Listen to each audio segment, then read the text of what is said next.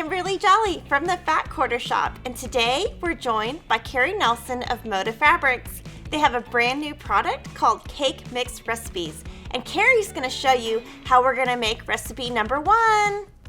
So Carrie, tell me how this works. What the cake mix is, it's combining a triangle paper with the basic elements of a pattern. So everything you need to make a quilt using layer cakes is included in the pad. Each pad comes with 45 sheets, enough for 42 layer cake sheets, and a couple to either practice with or in case you mess up. Not that you ever do that. Right. I go through a couple. It comes with some basic blocks on the front. This one has 5 different block options. The cool part is you'll have all these parts. You can just start laying them out and creating your own design. There's some basic numbers of how many half square triangles it makes. And then on the inside, there's some very simple layouts of what sizes would be depending on what you put together. Then you have the paper that has basic instructions on it. There are also a few basic instructions on the inside that are what we call our basic baking techniques, that you don't want to starch or size or pre-wash your fabric, and you're going to shorten your stitch length just a little bit. But that's the basic pad. Okay, so let's put some together. All right, what you're going to do is you're going to take 2 layer cake squares, 10 inches by 10 inches, and you're going to layer them right sides together. You're going to put the lighter square on the top. We'll talk about that a little bit later of why you want to do that. You're going to center your paper on there. You're going to pin it enough to secure it. Some people will want to wing this and not pin. This is one of those papers where you will want to pin it, because while you've got extra room, you don't want this really turning too much. This one needs to be really centered. You're then going to, with a shorter stitch length, you're going to stitch it. I usually use Orifil, kind of a golden beige tan, for all of my piecing, 50 weight thread. But today we're going to use this wonderful red color so that it shows the stitching. Okay, let's go to the sewing machine and sew. To stitch the cake mix papers, there is a starting point. There's a star and it says start.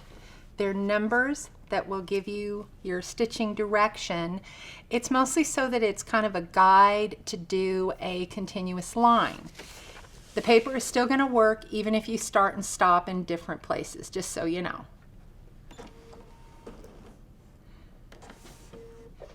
As you stitch this, it's important to stay on the line, and you're going to guide as you're stitching. If you go off one side or the other a thread's length, it's going to be okay. And we'll turn it.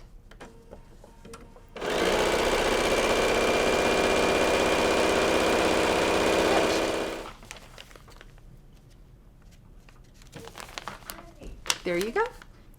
So Carrie, give me some tips on cutting. All right, the first thing you're going to do is you're going to cut around the outside edges. Line up your ruler so that you can't see the line, that it's right on it. I cut 2 sides at one time. I tend not to use the rotary mat or the turning mats. You're going to cut 3 sides,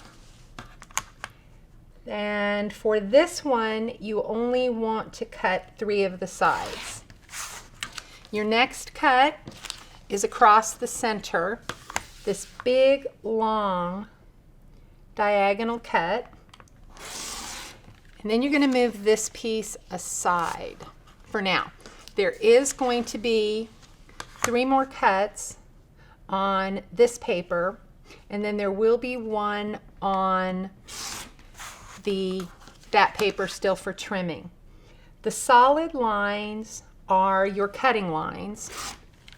The only place where you don't have to worry about being super exact is when you're cutting apart your seam lines.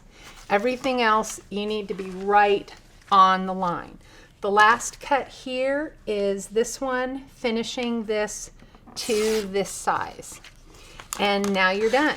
You've got one big half square triangle and 4 small ones. And that's it. Everything's done. Now when you're going to be doing the pressing, one of the things that I want to say to start with is some people like to remove their paper before they press. For the large half triangle squares, I recommend leaving it on because it gives you stability, and it's why you layer the light square next to the paper. For this, you're going to press towards the dark seam. I like to press with a dry iron. Use the edge of the iron right there on the fabric, right on the seam, and then I admit it, I like to hit it with a little bit of steam right on. And there you go. There's one. And you're going to go through on all 4 of the small ones. And I like to layer them one on top of another. It lets me continue to kind of reinforce the pressing of the pieces behind. And this has got steam going all over the place. And there we go. And you get the last one pressed. You have your half triangle squares, and now you're going to tear your paper.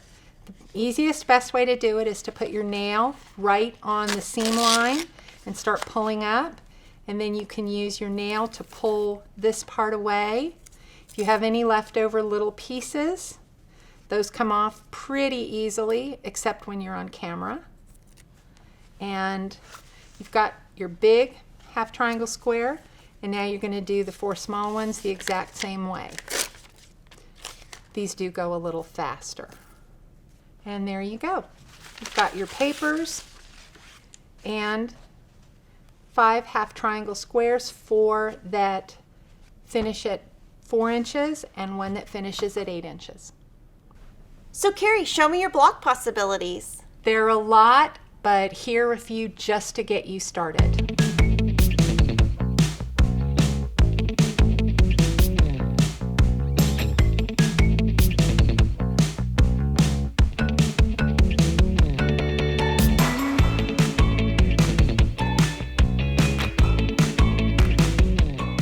So Carrie, we saw all those lovely block options. Tell me a little bit about this quilt. This is one made just with the parts. I took 2 layer cakes of the same sweet cherry wine collection. I sewed together all 42 grids, and then I just started laying out pieces. So it is a random quilt. There is no pattern to the direction of half square triangles. I did stick some extra pieces in there. This was just here are your parts, lay it out and have some fun.